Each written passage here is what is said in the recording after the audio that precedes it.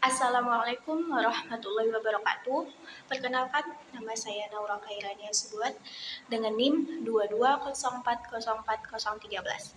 Di sini saya akan menceritakan mengenai legenda Malin Kundang untuk memenuhi tugas dari Ibu Nurliana, SPD MPD. Pada suatu hari, hiduplah seorang anak yang sangat berbakti terhadap ibunya. Dia bernama Malin Kundang.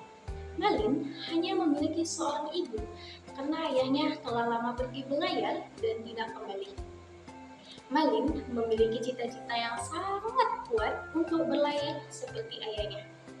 Karena Malin sangat ingin memiliki uang yang nantinya bisa diberikan kepada ibunya. Sehingga ibunya tidak perlu bekerja bersusah payah untuk menghidupi Malin. Lalu, setelah Malin beranjak dewasa, dia mulai sering pergi ke pelabuhan untuk menjadi kuli angkut setiap kapal-kapal yang singgah. Karena Malin sangat rajin dan tangkas.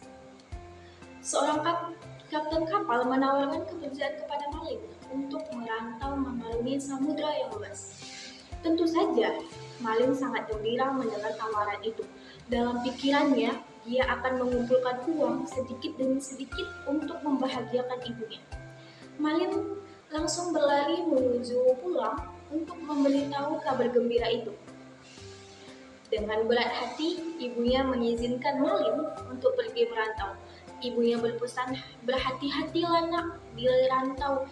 Malin menjawab, "Jangan khawatir Bu, aku akan mencari uang yang banyak untuk aku berikan kepada ibu.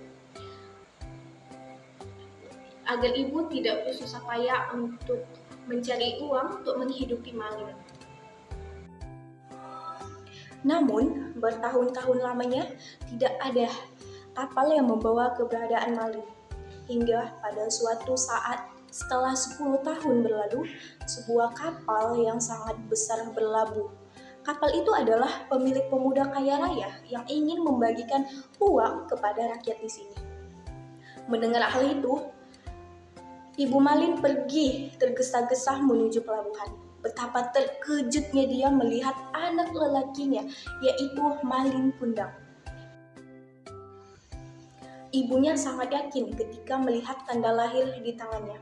Ibu Malin langsung memeluk anaknya sambil menangis dan berkata, "Malin anakku, akhirnya kau pulang." Istri Malin Kundang bertanya, "Siapakah ibu tua yang miskin itu?"